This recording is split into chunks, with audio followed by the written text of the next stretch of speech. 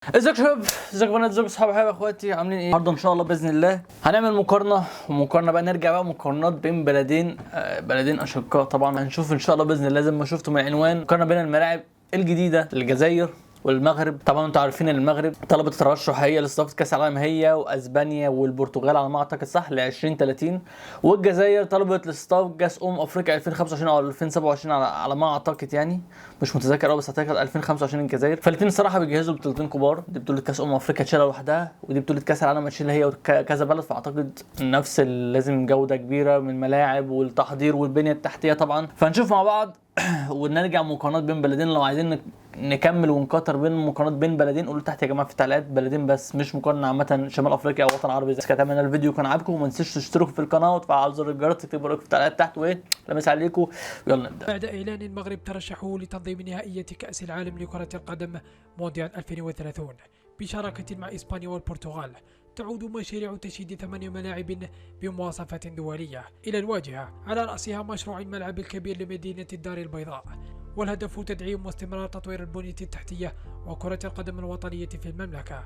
في 13 يوليو 2018 خسر المغرب سباق ترشحه لاستضافة نهائية كأس العالم مونديال 2026 أمام الولايات المتحدة الأمريكية، وطرحت بعد ذلك الكثير من علامات الاستفهام حول مصير المشاريع التي قدمت إلى الاتحاد الدولي الفيفا، والتي حسب ما جاء في ملف الترشح قيل أنها ستكلف خزينة الدولة مبلغ 15.3 مليار دولار أمريكي، وستخصص لبناء 8 ملاعب جديدة بتكلفة تناهز مليار دولار، وتشييد وإعادة تأهيل البنية التحتية للمدن المرشحة لاستضافة المباريات، بما فيها 5 ملاعب بتكلفة 9.6 مليار دولار. الآن وبعد حوالي 4 سنوات ونصف من خسارة المغرب تنظيم نهائية 2026، تعود هذه المشاريع إلى الواجهة من جديد بهدف ترجمتها على أرض الواقع استعدادا للترشح لتنظيم مونديال 2030.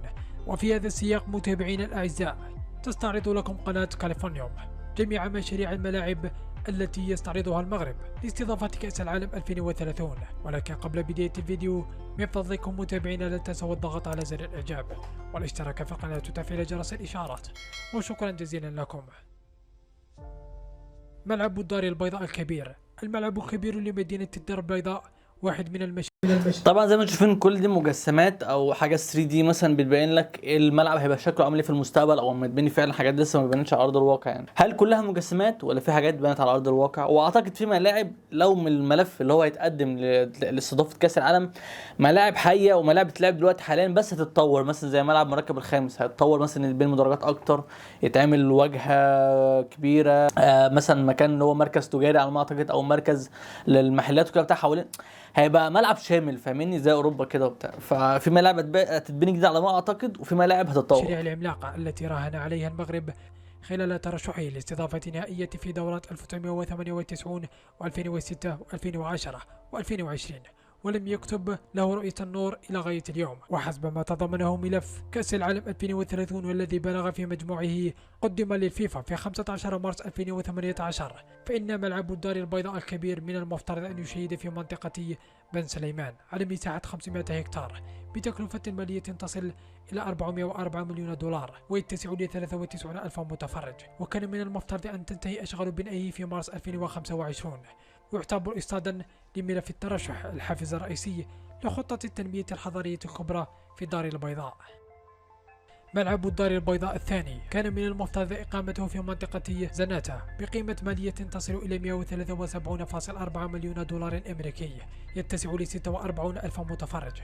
وكان من المفترض أيضا أن تنطلق أشغال بنائه في 2018 لكي يكون جاهزا تماما في يوليو 2024. وحسب ما تضمنه ملف ترشح المغرب، فإن هذا الملعب يتضمن جميع المرافق الصحية المنتشرة في الملاعب الدولية، ومن شأنه أن يعالج اختلالات الاقتصادية والاجتماعية في هذه المنطقة تماشيا مع الالتزامات الوطنية المتعلقة بالتنمية المستدامة. كما أن تصميمه الحديث حسب ما جاء في ملف ترشح المملكة يتناسب مع فلسفة منطقة زناتة. الملعب الجديد يتسع ل 46 ألف متفرج، وتقدر تكلفة بنائه ب 150.6 مليون دولار أمريكي. كان من المفترض أن تنطلق أشغال بنائه في 2018 لكي يكون جاهزا شهر يوليو 2024. ضمن مشروع تطوير محور منتجع مزغان ضواحي المدينة. هذا المشروع حسب ما جاء في ملف ترشح المغرب مبرمج لكي يستوعب في محيطه 180 ألفا بالإضافة إلى حرم جامعي ومجمعات فندقية ومجموعة كاملة من المباني التجارية على مساحة تقدر ب 1300 هكتار تحت اسم بوما الجديدة. ملعب تطوان.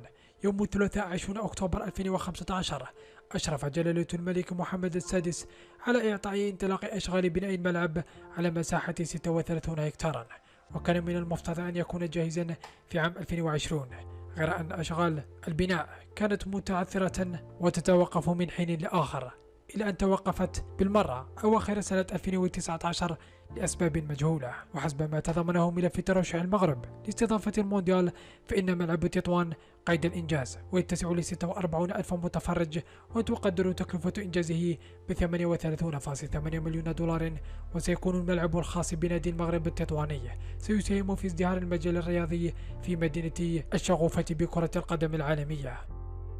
ملعب وجدة يتسع ل 46,400 متفرج، تبلغ تكلفة بنائه 47.6 مليون دولار، جميع مدرجاته مغطاة، بحيث أن تصميمه مستوحى من العمامة التقليدية الوطنية. وسيكون حسب ما جاء في ملف الترشح أول ملعب في القارة الإفريقية يولد الطاقة الذاتية بفضل سقفه الكهربائي. الملعب حسب ما يظهر في تصميمه الهندسي الذي يقدم إلى الفيفا يظهر على شكل مركب رياضي تحيط به ملاعب.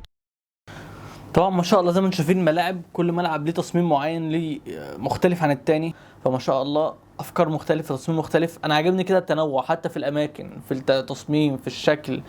كل ملعب ليه هويه معينه، فاهميني؟ انا عاجبني كده قوي قوي جدا. هنشوف برضو كده في الجزائر ولا تدريب وصالة رياضية، ويضم مرافق إدارية للفيفا، وفندق 4 نجوم، وقاعة للندوات، ومقاهي ومطاعم، ومحلة تجارية.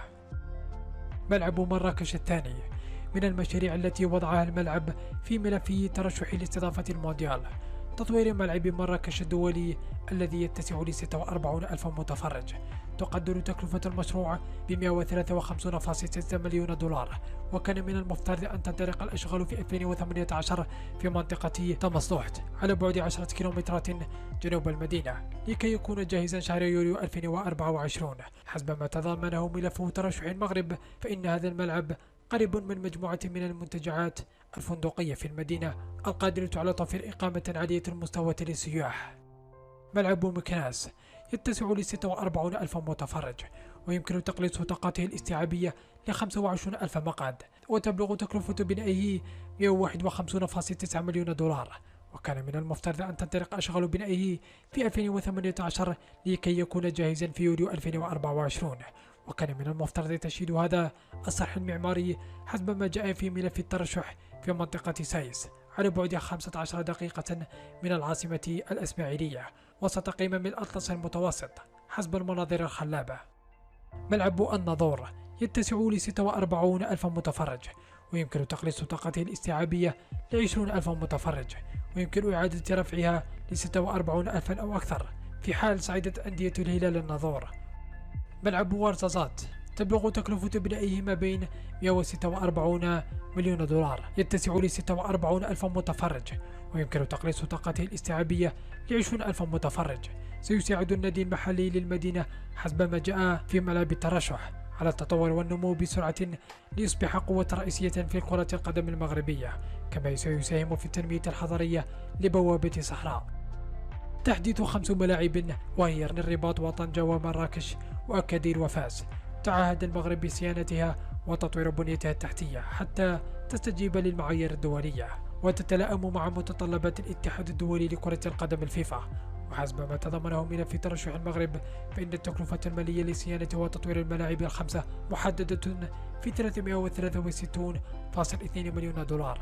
ملعب طنجة تم تطويره في السنة الأخيرة وكلف مبلغ 61.6 مليون دولار، إذا ارتفعت طاقته الاستيعابية من 44 ألفا إلى 65 ألف مقعد، وذلك من خلال إضافة مدرجات جديدة في جهاته الشمالية والجنوبية. ومن المرتقب أن تصبح جميع مدرجاته مغطاة حسب ما جاء في ملف ترشح المغرب. ملعب مجمع الأمير مولاي عبد الله بالرباط الذي يقع على مساحة تقدر ب 80 هكتارا، كان من المفترض أن تنطلق إشغال تجديده وتحديده سنة 2019 حسب ما جاء في ملف الترشح، إذ ستصبح جميع مدرجاته مغطاة، وسيتم تحديث كراسيه وإزالة بعض الأعمدة التي تحجب الرؤية. سيكلف مبلغ 54.7 مليون دولار. ملعب أضرار بأكادير كان من المفترض هو الآخر أن تنطلق أشغال تطويره سنة 2019 في أفق نهايتها أواخر السنة الحالية 2021، إذ يتسع لأزيد من 46 ألف متفرج، وتبلغ تكلفة تحديثه وتطويره 80.7 مليون دولار، بحيث ستصبح جميع مدرجاته مغطاة، إذ ستتم تغطية المدرجات المكشوفة بالخيام من أجل إعطائه جمالية عربية وحتى يحمل لمسة الطراز المغربي الأصيل.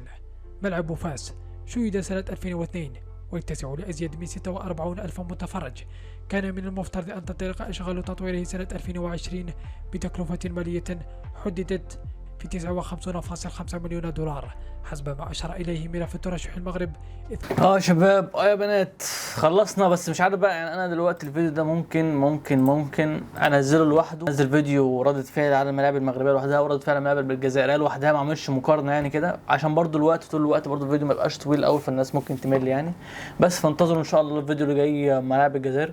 وصراحه شفت ملاعب المغرب وقلت لكم في ملاعب هتتطور زي ما قلت لكم. الملاعب الاخيره مكناس ودار البيضاء وطنجه وكده بتاع وطنجه اترم او اتجدد في كاس العالم للانديه اللي فات، فما شاء الله يعني جوده عاليه ما شاء الله. وهنشوف على فكره برضو مصر والسعوديه ويونان داخلين برضو في المنافسه دي يعني. طبعا كل واحد يتمنى البلد يعني احنا نتمنى صراحه نستضيف كاس العالم، والمغرب طبعا نتمنى تستضيف كاس العالم. اهم حاجه ما تطلعش بينا يعني احنا انتوا يا جدعان. بس كده اتمنى الفيديو كان عاجبكم، تشتركوا في القناه وتفعلوا زر الجرس وتكتبوا في التعليقات تحت. مسا عليكم، وان شاء الله بكره ممكن فيديو كذا.